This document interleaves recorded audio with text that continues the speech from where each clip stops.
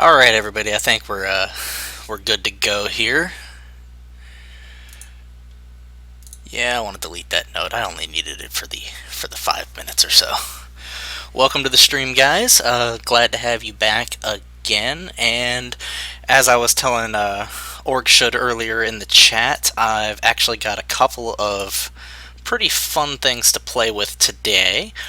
The first, I think, since it seemed to be the slightly more popular demand, is a mechanic that I helped one of our developers in the Answer Hub come up with, which is the ability to, at runtime, cut holes into walls. Because typically you can't do it at runtime. It has to be baked in, or you have to replace static meshes, and that gets all kinds of crazy.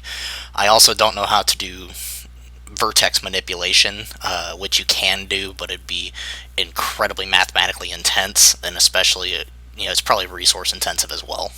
This is a really cheap way to do it. So, what we're going to start out doing is creating a blueprint class, and we're going to do actor. And we want to rename that because we don't need it named. Oh my god, did I not turn the autosave off? Okay.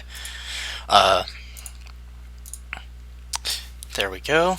And we're going to call this hole in wall. Why not? That's a good name for it. We're going to go to project settings, collision, and right here you have two different types of channels that you can make. Object channels actually change what's considered the type of object that you're messing with. So if you see like world static, world dynamic, those are all object channels. We're going to create a new one, and we're going to call it let's call it hole through. It's not a great name, but it'll work for what we're doing. Going to hit OK. So now you'll see it has populated right here. Let's see. S&D Chaos. I'm going to copy that into a WordPad here, and during the second hour I'm going to be working on user requests and stuff like that, different questions you guys might have, so I will address it then. Is that alright with you? We're going to put it right there. And we'll get to those in just a little while. That's probably covering chat. Let's get that there. Boom. Okay, so like I was saying, we've got the hole through here,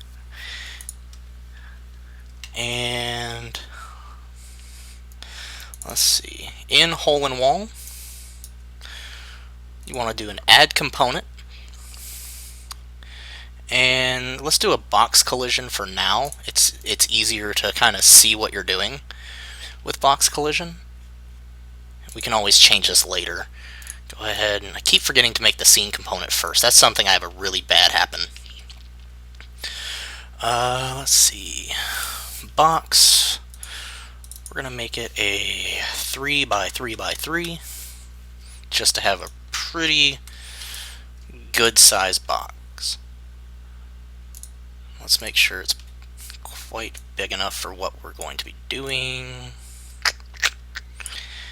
Yeah, that looks like the player would probably, well, might need to be a little bit taller, just to make sure that the player can walk through it. And I hate that it doesn't like letting me select. There. Let's give it a z-axis of 4.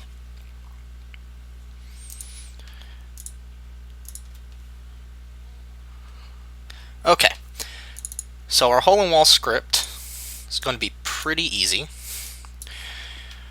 We're going to use the event begin overlap. Let's see. I'm going to cast to the first person character because we're in a first person class here. Well, we're not. Okay, so IRTech asked if I'm going to rip a hole in the wall in this stream. Technically, no.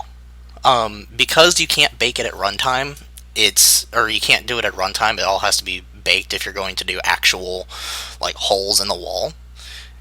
You kind of have to fudge it a bit. It's more of the essence of fake it till you make it.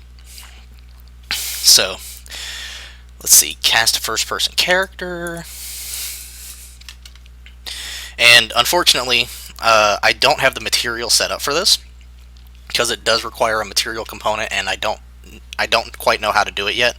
I'm gonna have to go through the tutorial on location-based opacity, which is on our wiki page. I'll pull that up here in just a minute and put it into the chat after we get the rest of it set up. Alright, so we're going to cast the first person character.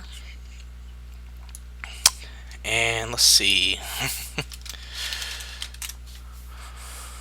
We need... I spelled that wrong. And I'm pretty sure collision does not have a semicolon in it, just in case you guys didn't know, which I'm sure you did. Let's see, we need...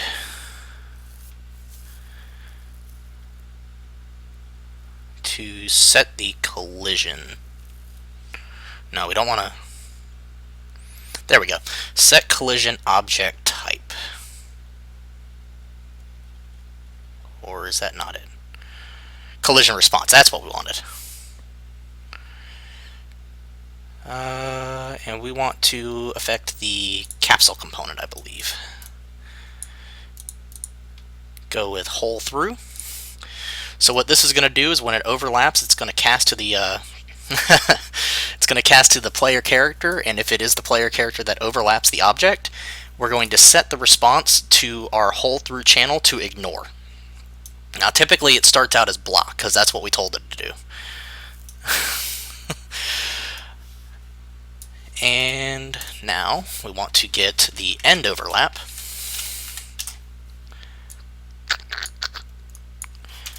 Cast to first person character. And we're going to do another set collision. Oh, screw it, I'll just copy it from here.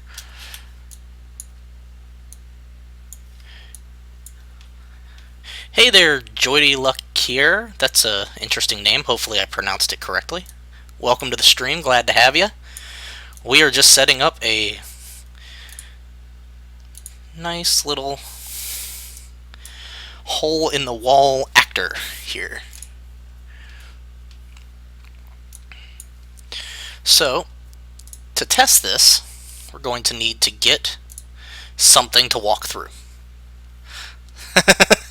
Awesome. Glad I was at least close-ish. So we're going to stretch that out, stretch that out. There we go, got a nice big wall here. Make it a little thinner. We're going to come down to the collision section. Now this is really important because you can do it through a regular object channel like world static or something, but let's say you're in that box and then you change it to yes, it is. Yes, Control C, Control V, awesome to use in Blueprint.